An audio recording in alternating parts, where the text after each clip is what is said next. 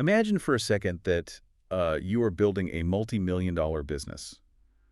I mean, you put absolutely everything you have into it. Oh, yeah. Blood, sweat, tears, all of it. Exactly. You perfect every single operational metric. You hire the absolute best staff in the industry. You construct this flawless marketing funnel. Your supply chain is completely bulletproof. You've basically done everything perfectly right. Right.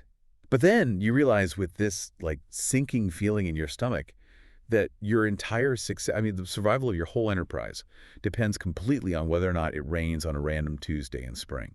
Man, that's just a terrifying thought. It really is. You have total responsibility for the preparation, but absolutely zero control over the one element that actually makes it all work. It's this frustrating and incredibly profound paradox of human achievement. Yeah, it's the ultimate collision between human ambition and human limitation, really, because we desperately crave control, you know? Oh, 100%. We are wired to believe that our input guarantees the output. Like, we think that if we just work hard enough, if we optimize our routines enough, success is just a simple mathematical certainty. Right, the whole hustle culture mindset. Exactly. But the reality of growth, whether we are talking about agriculture, business, or honestly, the deep spiritual realities of the human heart, it always involves this absolute dependence on forces that are entirely outside of our control. We can build the scaffolding, but we can't command the lightning. That's a great way to put it. We can't command the lightning. And welcome to Reform Thinking. Today, we are taking a deep dive into that exact tension, but we aren't looking at modern business or agriculture. We are actually stepping back in time. Way back. Yeah, we are setting the dial to June 3, 1855, and we're walking through the heavy wooden doors of the new Park Street Chapel in Southwark, London. Such an incredible setting. It is. We are going to sit in the pews and listen to a classic, incredibly powerful sermon by the legendary Charles H. Spurgeon. And this is prime Spurgeon. I mean, it's really important to understand the context of who we are listening to here. Right, because he's not an old man at this point. No, not at all.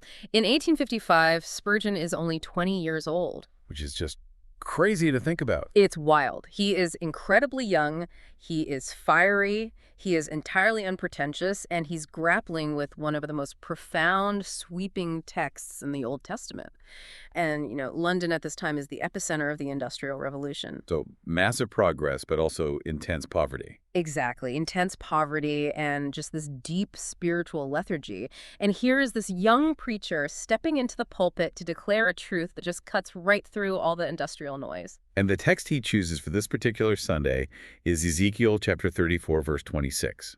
And the verse says this, let me just read it here. Oh. And I will make them and the places round about my hill a blessing, and I will cause the shower to come down in his season. There shall be showers of blessing. Such a famous verse. It really is. And this deep dive is designed entirely for you, the listener. Because over the next hour or so, we are going to explore this profound tension between your personal responsibility to be an active, tangible blessing to the people around you and your complete reliance on the sovereign divine showers of grace to make any of your efforts actually matter. Yeah, and to really understand the absolute weight of what Spurgeon is doing in this sermon, we have to start by setting the stage with the biblical text itself, right? Right, we have to look at Ezekiel. Because Spurgeon isn't just pulling a nice inspirational quote out of thin air. He is unpacking a really intense prophetic vision. Yeah, chapter 34 is no joke. Not at all. It's this sweeping, dramatic, and frankly terrifying chapter that speaks directly to the leadership of ancient Israel and the ultimate restoration of God's people. So we have an ancient Jewish prophet, Ezekiel, who was writing during a time of immense national trauma, right? The Babylonian exile. Right. The lowest point for them. But before we get into how Spurgeon applies this to 19th century London, let's unpack this prophetic context. Like, who exactly is Ezekiel talking to, and how does Spurgeon frame this historical reality for his congregation sitting there in the pews? Well, what's fascinating here is how Spurgeon contextualizes Ezekiel 34. He explains that this specific chapter is prophesying about the state of the Jews after their return from captivity. Okay, so the post-exilic period. Exactly. So think about the historical timeline. The people of Israel are conquered by Babylon, their temple is completely destroyed, and they are dragged away into exile. It's a period of unimaginable national grief. Yeah. But eventually, under leaders like Nehemiah and Ezra, they are allowed to return to their land to rebuild Jerusalem. Which should be a totally triumphant moment, right? You would think so. But Spurgeon argues that this prophecy doesn't just apply to that immediate joyful return. It applies heavily to the spiritual state they fell into in the centuries afterward, which he notes continued all the way up to his present day. Right, because the physical rebuilding wasn't like a magic spiritual fix. The physical walls of Jerusalem went up, the temple was reconstructed, but the spiritual leadership essentially fell apart from the inside out. It rotted. Yeah, it completely rotted. And Spurgeon zeroes in on what the text calls the idle shepherds. And the text in Ezekiel is just a searing, relentless indictment of bad leadership. I mean, in the ancient world, the king or the priest was often referred to as a shepherd. Right, that was a super common metaphor. Yeah, and their fundamental job was to feed the flock, to protect them from wolves, to bind up the injured, and to lead them to clean water and green pastures. But they didn't do any of that. No, Spurgeon identifies these post-exilic idle shepherds historically as the scribes, the Pharisees, and the rabbis who emerged in those silent centuries before Christ. And instead of feeding the flock, they just fed themselves. Which is awful. It gets worse. Ezekiel uses this incredibly visceral imagery. The text says these shepherds literally trod down the good grass with their boots instead of allowing the sheep to eat it. Oh, wow. So they're ruining the food. Exactly. And they actually fouled the clean, still waters with their own feet. They made it undrinkable. It is such a visceral, just sickening image of spiritual abuse. You have a flock, everyday men and women who are genuinely hungry and thirsty for God, and the leaders are intentionally ruining the resources. Yeah, it's not just negligence, it's active destruction. And Spurgeon gets incredibly specific about exactly how these historical figures did this. He talks about how they burdened the everyday people with the heavy traditions of the Mishnah, the Talmud, and the Gemara. And for anyone who might not be familiar with those terms, let's break them down a bit because it's crucial to Spurgeon's point. Yeah, definitely. So the Mishnah, Talmud, and Gemara are essentially massive compounding volumes of rabbinic legal commentary. Think of it like taking a few basic beautiful laws given by God and then spending centuries writing footnotes. And then writing footnotes to the footnotes. Yeah, exactly. And then legally binding the people to obey the footnotes to the footnotes. They built these massive, impenetrable fences around the law.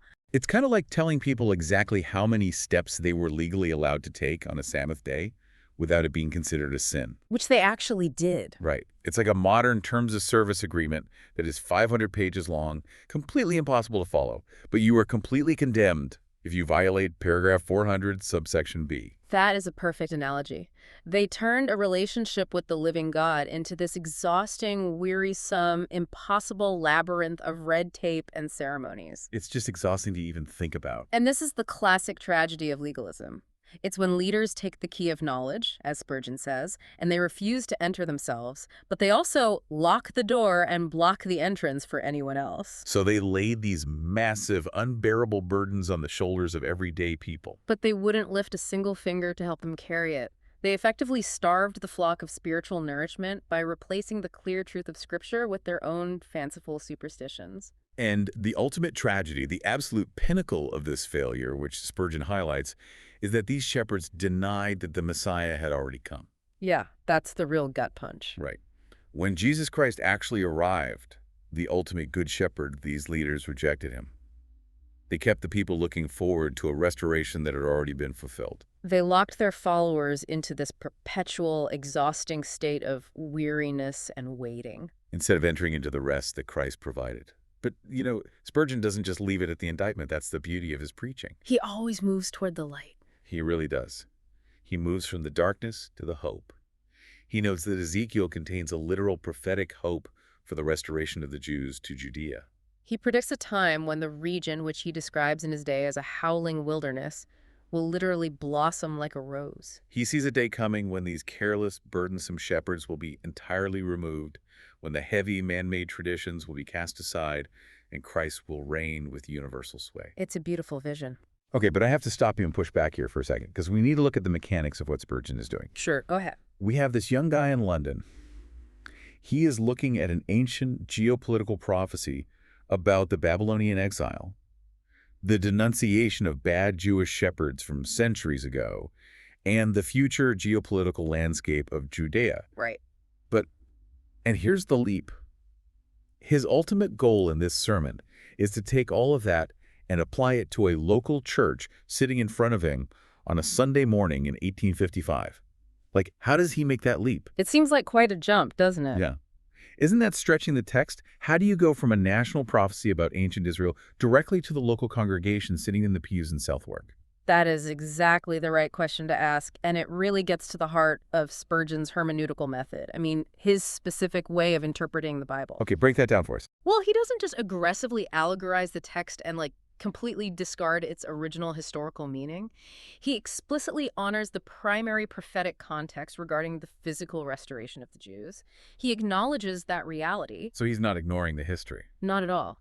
But then he drills down to extract the underlying spiritual principle. He extracts the core DNA of the text. Exactly. He recognizes that the way God deals with national Israel in the Old Covenant is often a macro-level blueprint for how God deals with the church in the New Covenant. Oh, I see. Yeah, the spiritual principle is this.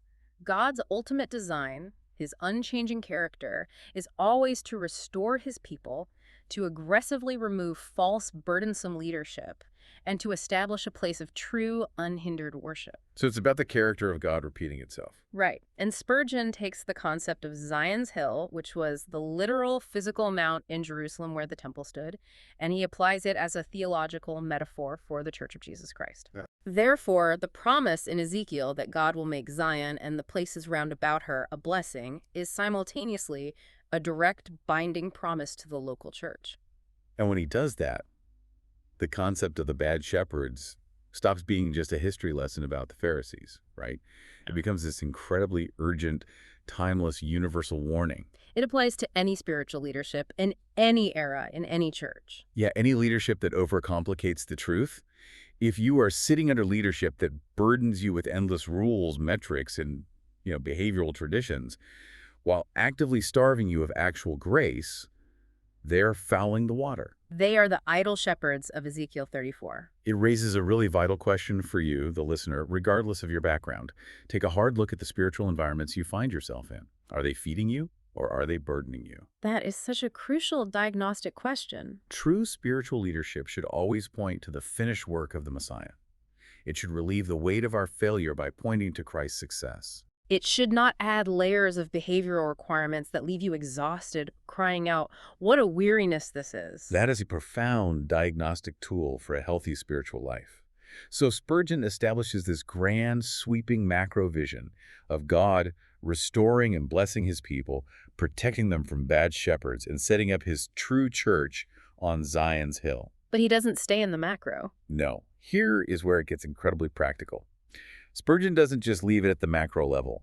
He refuses to let his congregation hide behind the idea of the church as some vague, abstract institution. He narrows the focus sharply to the individual believer sitting right in front of him. Right. It's not just about the church as a concept. It's about you, the listener. And this brings us into the actual structure of how he untacks the blessing. Spurgeon says the text in Ezekiel teaches two primary unshakable things. What are they? First, Christ's church is to be a blessing, and second, Christ's church is to be blessed. So he starts with the first part, the active duty of being a blessing.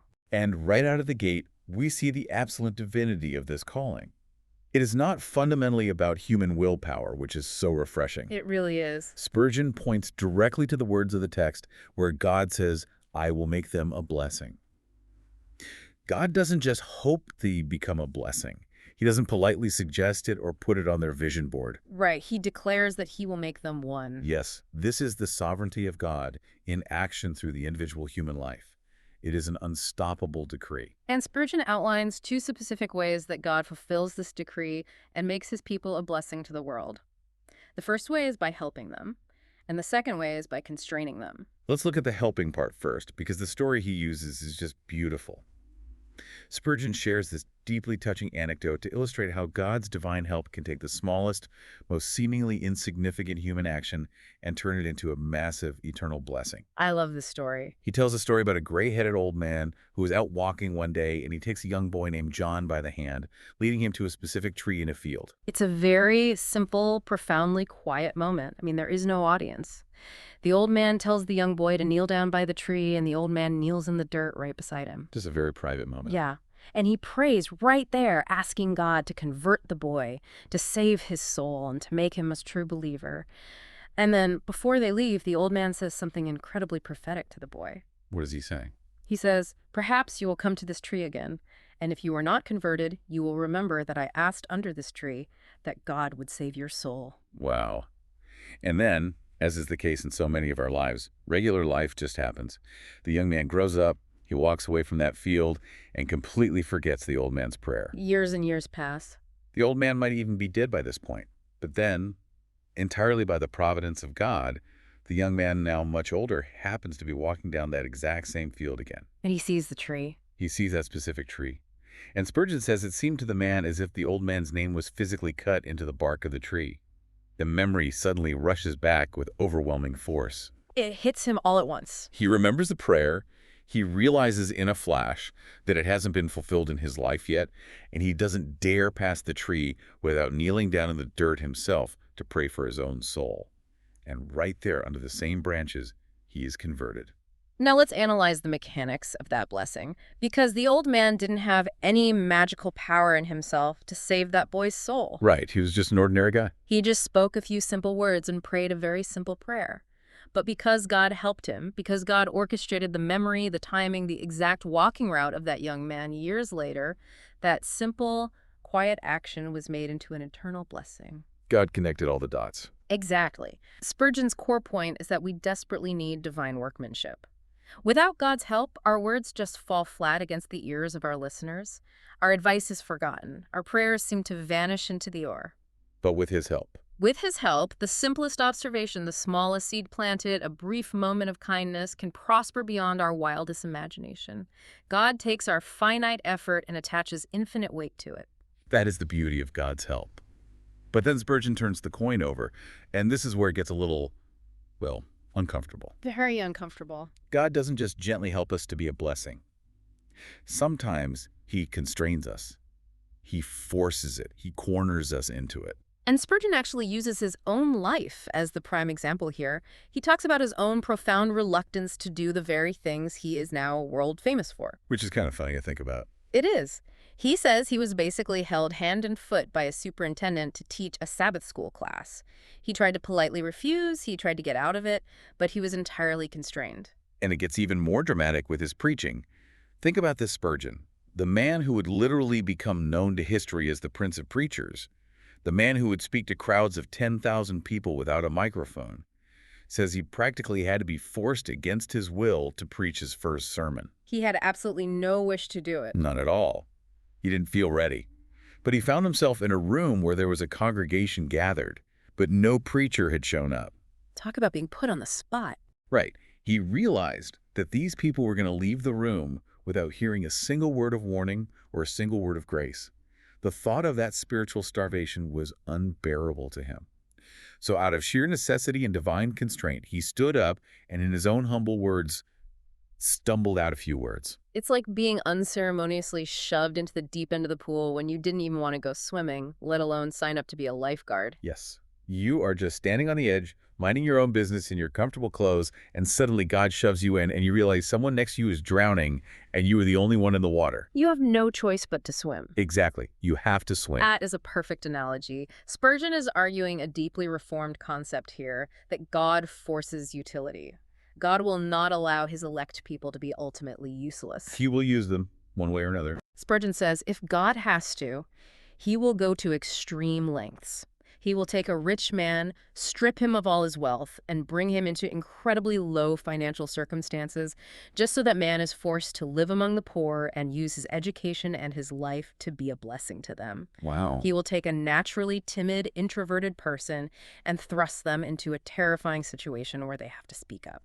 And Spurgeon uses this intense, almost violent imagery to describe this constraint.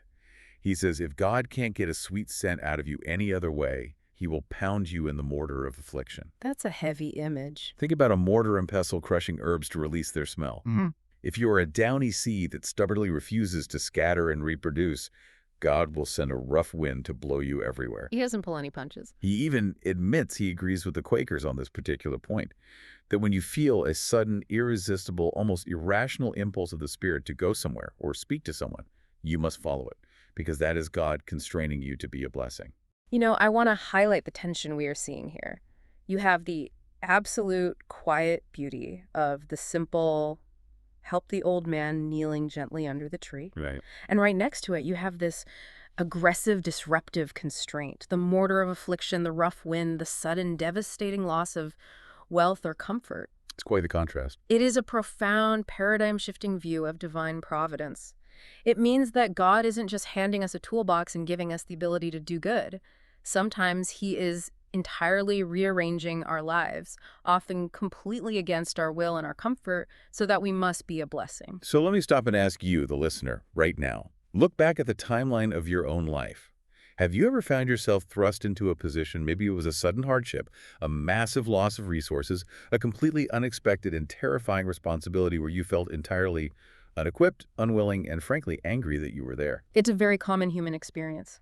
But looking back on it years later, can you see that that exact discomfort was the rough wind God used to scatter your seed?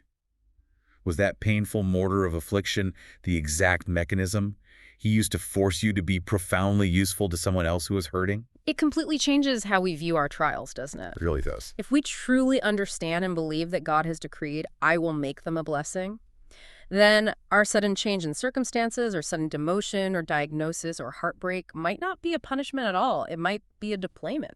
A deployment. I love that word. God is deploying you to a new theater of operations. And that deployment is highly individualized. Very much so. Which brings us to the next massive point Spurgeon makes about the personality of the blessing. The text says, I will make them a blessing. And Spurgeon interprets this them down to the atomic level of the local church. He says this means God will make each individual member a blessing.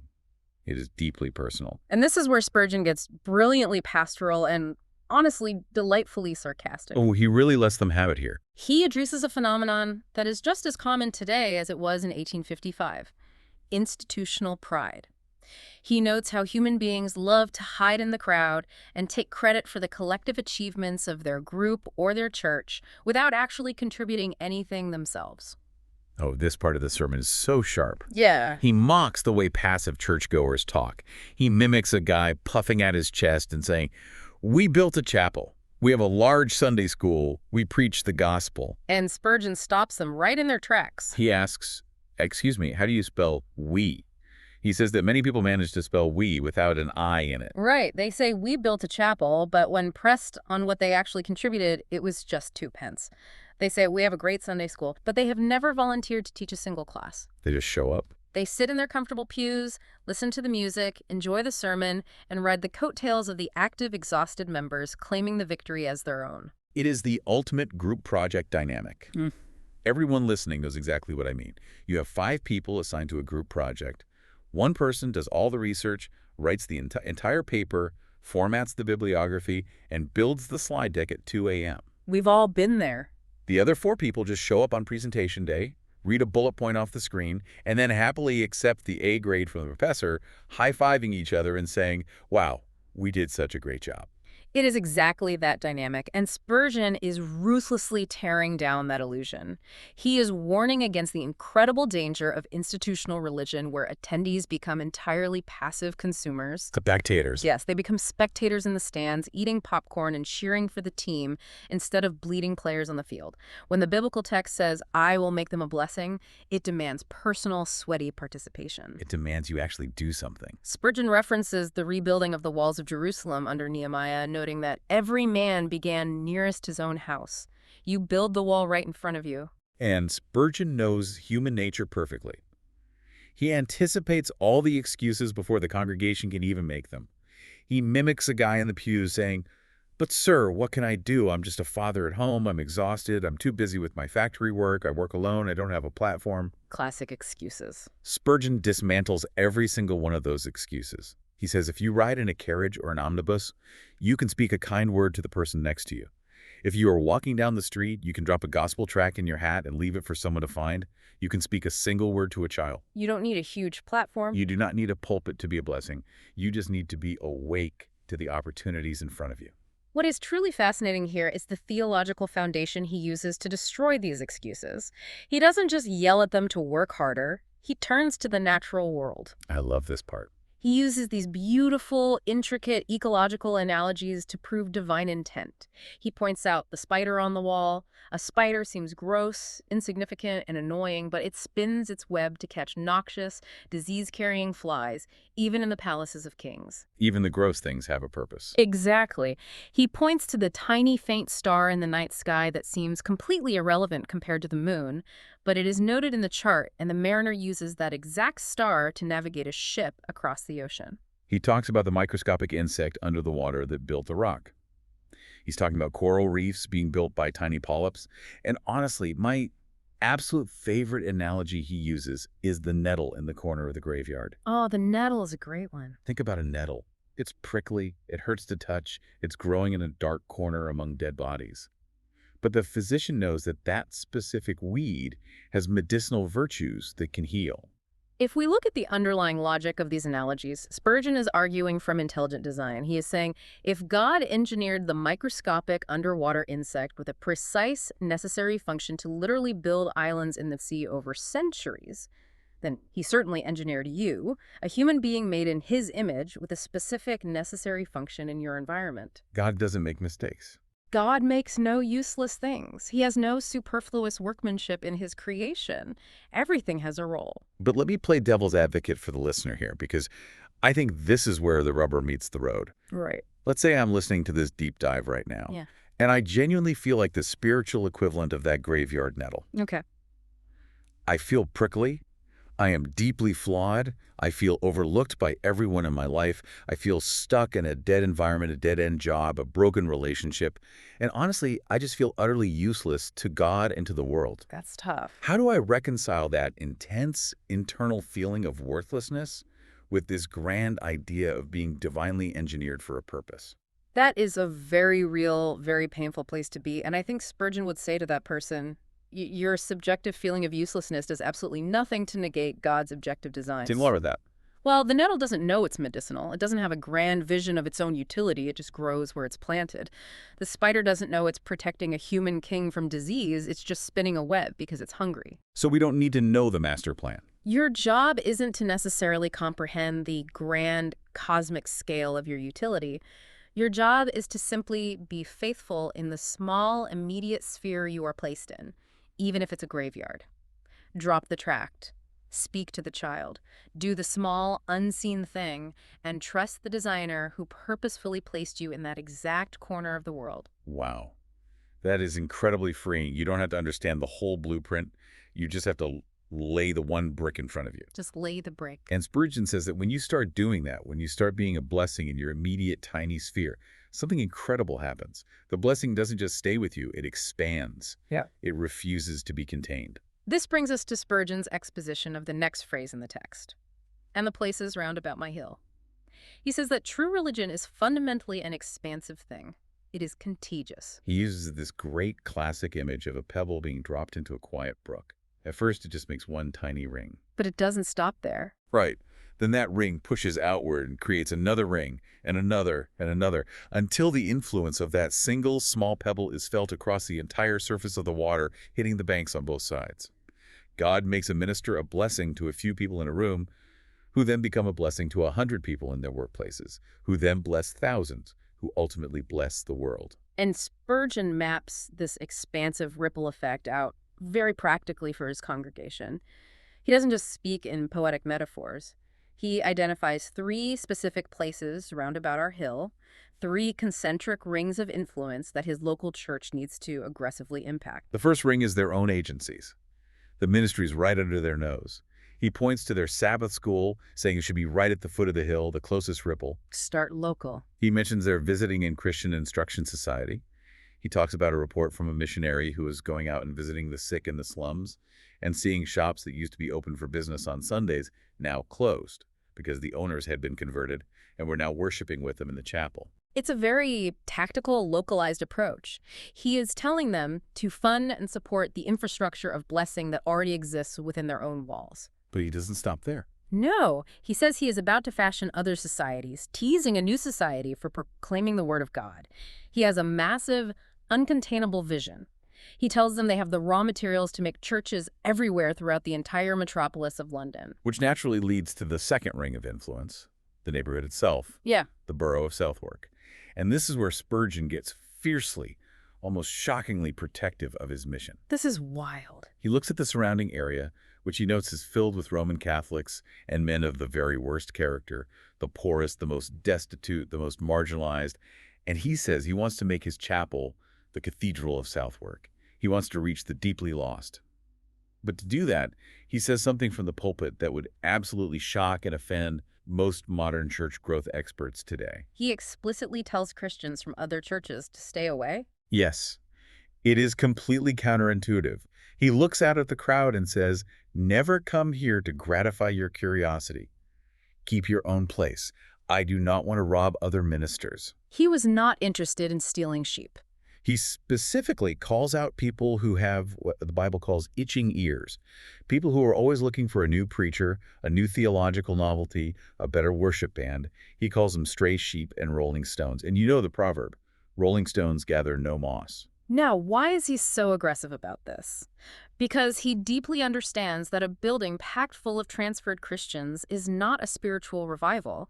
It is just shuffling the deck chairs on a cruise ship. That is a great analogy. True expansion. The pebble, actually disturbing new water, requires reaching the people who are not yet in the brook. He wants sinners of every sort, the broken, the destitute, the unconverted. He does not want religious consumers looking for Sunday morning entertainment. Wait, I have to challenge this logic. Because in a modern context, a full building is almost universally seen as the ultimate metric of success. Sure, numbers are everything today. If you are a pastor today and your church is packed, you write a book on leadership. Most leaders do not care where the people came from, as long as the seats are filled and the offering plates are heavy. Why is Spurgeon so willing to risk having empty seats by telling church hoppers to go home? Isn't he alienating the exact people who could easily fund his massive new ministries? It comes down to his fundamental ecclesiology, really. How he views the nature of the church. Spurgeon views the local church as an army outpost, not a theater. An army outpost. If you are running a theater, you just want ticket sales. You don't care if the audience went to a different play across town last week. A warm body is a warm body. But if you are an army trying to take ground in a dark city, you need soldiers who are fiercely committed to the post, who know their commanders, who trust their fellow soldiers, and who will hold the line when things get hard. A church hopper is a mercenary. Exactly, a mercenary at best and a distraction at worst. They consume the church's resources, pastoral care, seating, air conditioning, but they don't produce moss, to use his proverb. They don't put down roots, they don't serve the poor in Southwark, and they don't actually become a blessing to the neighborhood because the moment things get difficult or boring, they roll on to the next church. Spurgeon wants moss gatherers. That is an incredibly convicting paradigm shift. He needs people who are going to stay and bleed for Southwark. And that brings us to the third ring of influence, adjacent churches. This is a really interesting part of the sermon. Spurgeon quotes a contemporary minister, a Mr. Sherman, to describe the state of many struggling neighboring churches around them in London. And this quote is just an absolute masterclass in imagery. He compares these dead or dying churches to barges at Blackfriars Bridge when the tide is down. This is a profound, unforgettable metaphor for spiritual life. Picture the River Thames in London. Picture a massive, heavy, wooden river barge designed to carry tons of cargo. Okay, I'm picturing it. When the tide goes out, the water recedes entirely, and that massive barge is left sitting right in the thick, deep, stinking mud of the riverbed. And Sherman says, all the king's horses and all the king's men cannot pull them off till the tide comes and sets them afloat. Just picture that. It's totally stuck. You can have all the human effort in the world. You can hook up 100 massive draft horses to that barge.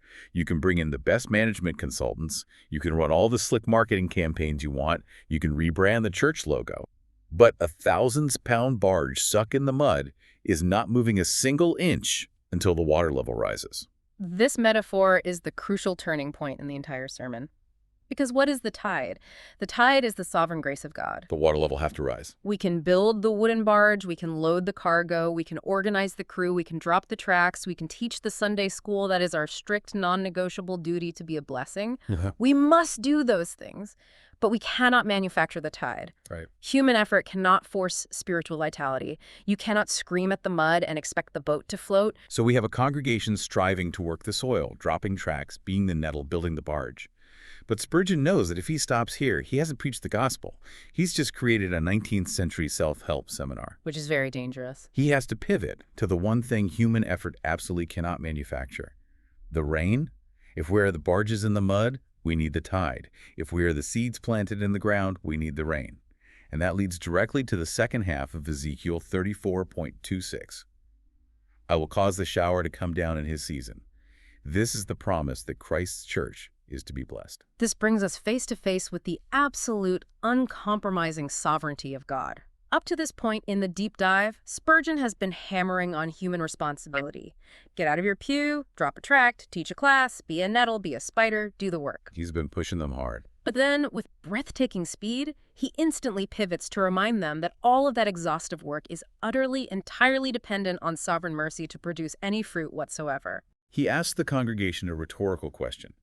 Who can say, I will give them showers? And he uses his biting, sarcastic wit to dismantle any false human sources of grace. He talks about a false prophet who walks amongst the benighted Hottentots, pretending to be a rainmaker.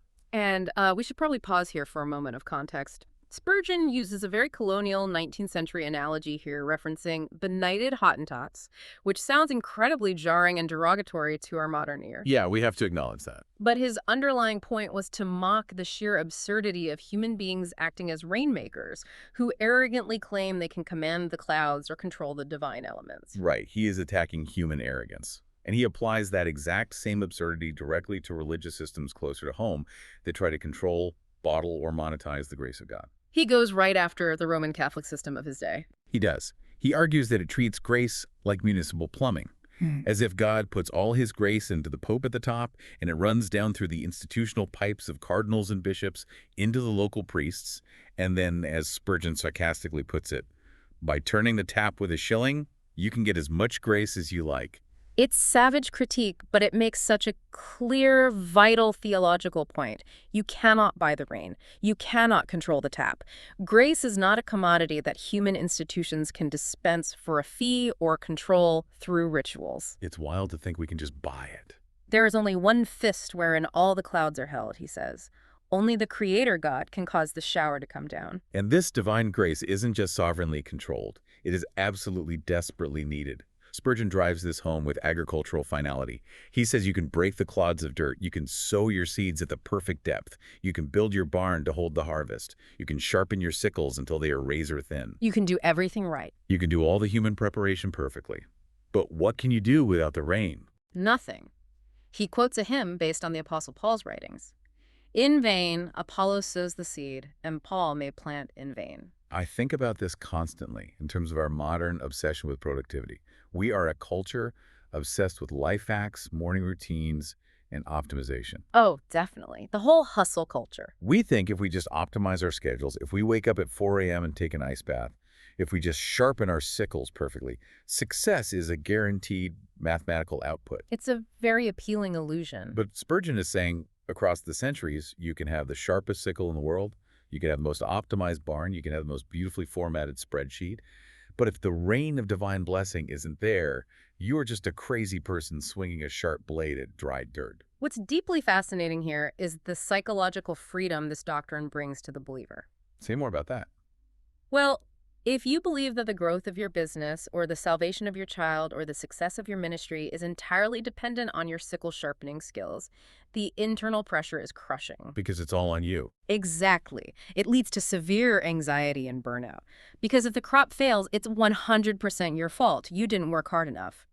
But if you recognize the Reformed truth, that you are only responsible for the faithful sowing and the reaping, while God is entirely responsible for the rain, it lifts a massive weight off your shoulders. It's incredibly liberating. You can go to bed at night, put your head on the pillow, and sleep soundly knowing you did your faithful work that day, and the ultimate outcome is resting securely in the hands of the one who holds the oceans in his hands. Exactly. It cures both anxiety and pride at the exact same time. But Spurgeon wants to make sure we understand the specific nature of this rain.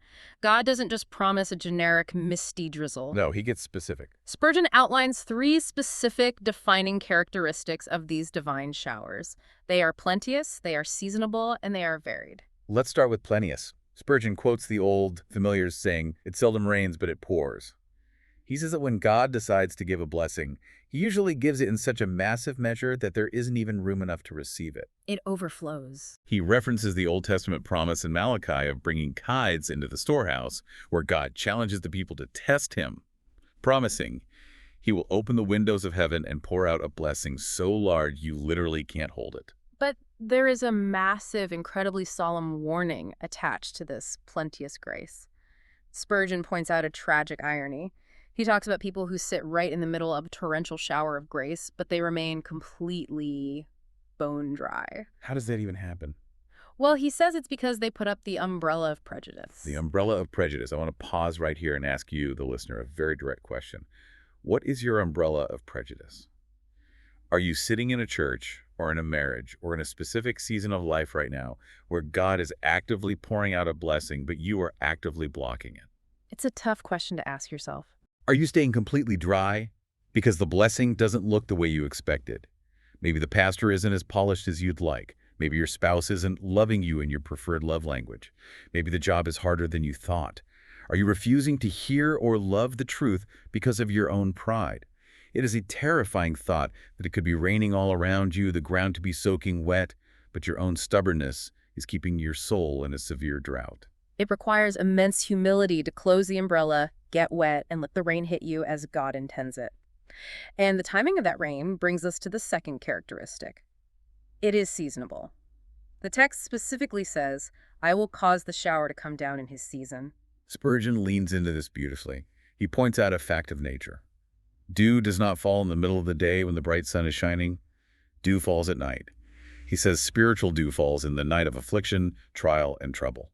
This is where we see Spurgeon's profound pastoral care for suffering people. He deeply understands the human experience of waiting and the frustration of delayed gratification. We always want things early. Always. We always want the grace before we need it. We want a stockpile of patience before the irritating coworker even speaks. We want the courage months before the diagnosis. But that's not how it works. But Spurgeon says no, the grace is strictly seasonable. It arrives precisely on time, not a moment before. He gives a very practical example. A person vexes and irritates me. I want grace just at that moment to be patient. 10 minutes after I am ever so patient, but I have not had grace in its season. He speaks directly to the businessmen in his congregation who are navigating the volatile markets of 1855. He says, "Have you lost money all week? Are you in a terrifying season of financial drought? Then now is the season for showers. We only get the grace we need precisely when the deficit actually occurs." Exactly. The darkness and bitter cold of the night are the exact meteorological conditions required to create the dew. You cannot have the dew without the cold night. Think deeply about how that changes our view of suffering. When you are in the night of affliction, when you feel abandoned and cold, you aren't actually abandoned. You are entering the precise climate where divine dew is formed. That's a powerful shift in perspective. The trial itself is the season of blessing. The drought is the prerequisite for the rain. And when that shower finally comes, it brings the third characteristic. It is varied. The text doesn't just say shower singular, it uses the plural showers of blessing. Spurgeon points out that physical rain is basically all one kind of water, but spiritual rain is incredibly multifaceted. This is a brilliant theological observation. He says that if God sends a shower on a church or an individual, he might send a massive shower of work and responsibility. But if he sends a shower of work, he will invariably also send a shower of comfort to match it. They come in pairs. Right. If he sends a shower of deep gospel truth, he will send a corresponding shower of gospel holiness. He beautifully describes them as sweet sister graces that danced hand in hand. I love that imagery so much, and it makes perfect sense practically and psychologically. If God only gives you a massive shower of work, responsibility, and ministry, but no comfort or rest, you will absolutely burn out. You'll just be crushed under the weight of it. Exactly. And conversely, if God only sends a shower of profound theological truth and deep intellectual knowledge, but sends no holiness, no conviction, or no humility, you will become arrogant, cold, and legalistic. You'll become exactly like those bad shepherds. You will become exactly like those bad idle shepherds we talked about at the very beginning of the deep dive. The very plural nature of the blessing is God's sovereign way of keeping us perfectly balanced. He sends the terrifying trumpet blast of the law for the bankrupt sinner to wake them up, but He immediately pairs it with a beautiful shout of joy for the sinner that is pardoned. The blessings come hand in hand, balancing our souls. Okay, so we have traversed this incredible, massive landscape. We've seen the ancient prophecy. We've felt the intense call to be an active blessing, whether as a medicinal nettle in a graveyard or a star guiding a ship.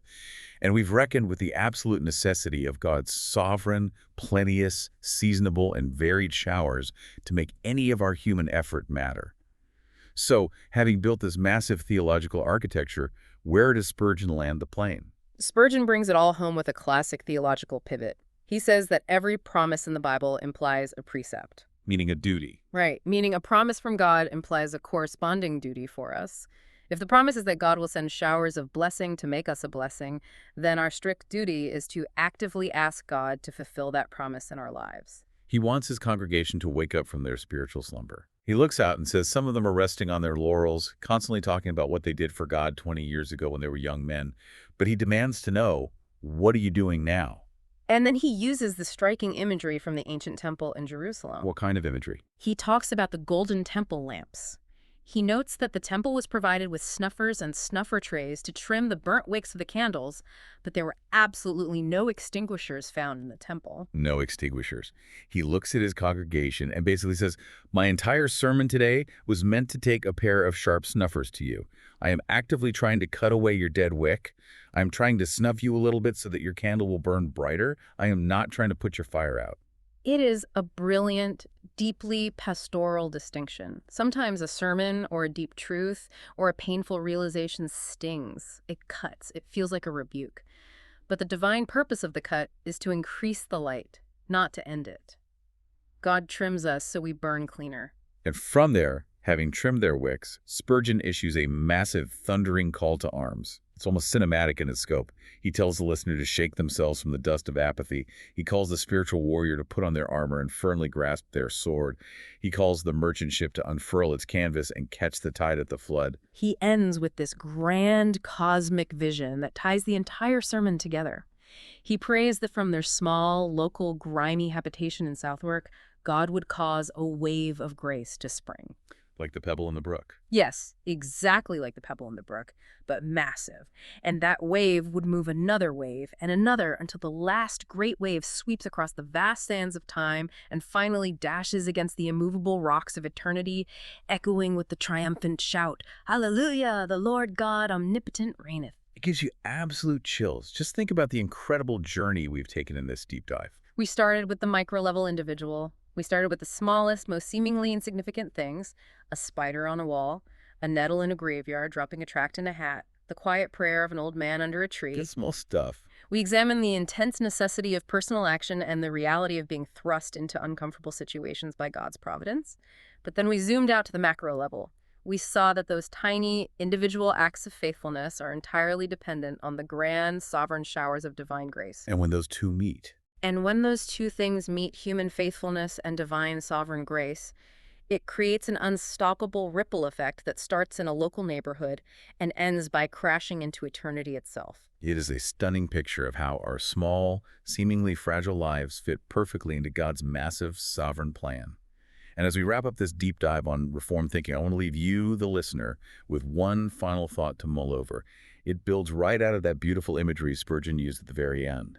Think about the sharp, painful snuffers in your life right now. The painful cuts. Exactly. Maybe it's a deeply difficult conversation you had this week, a sudden loss of a job, a moral failure that has brought you to your knees, or just a deeply uncomfortable season of internal conviction where you feel you aren't doing enough.